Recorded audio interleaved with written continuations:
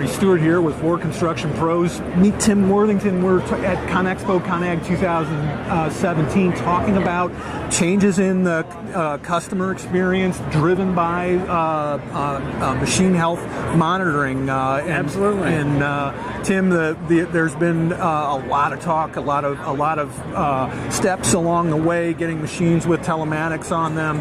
Now we're talking about how does Deere help dealers and customers close the loop and start improving that customer experience. Where does the customer interact with this system?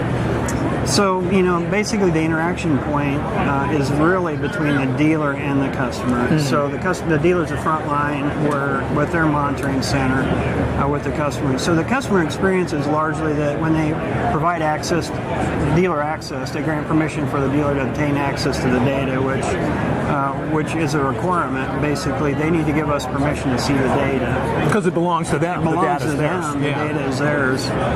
When they do extend that privilege to the dealer, largely the dealer then can take a look and triage the specific issues that may come up on the equipment. Now, there's varying customers with a varying degree of engagement, if you want to call it, relative to technology. It's like us and our smart devices versus flip phones. You see a lot of variation there. I think the one consistent theme is that the customer that really is engaged with this largely will see that we're going to communicate with them. The dealer's going to communicate with them on a more proactive basis to preempt something that may become a little bit more severe if they don't give it the proper attention overall. I see. So that's really the customer. It's communication rather than in the traditional sense, you have a failure, you're the customer, you call the dealer.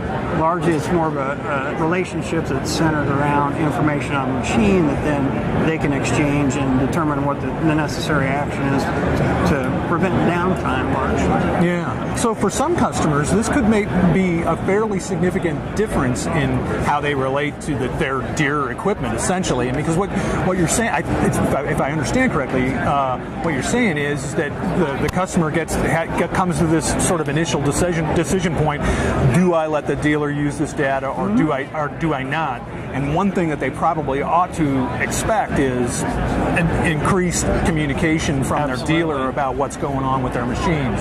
Yeah, and I think those customers that have that, really see the value associated with that. Yeah. And then there's just a lot of the customer that's going to be more competitive in the future are the customers that are going to embrace technology, just like the OEMs themselves. Mm-hmm. But largely, in the world that we live in today, there's two big things from a customer's perspective: downtime and service calls. Yeah. That's pretty consistent of what their main concerns are.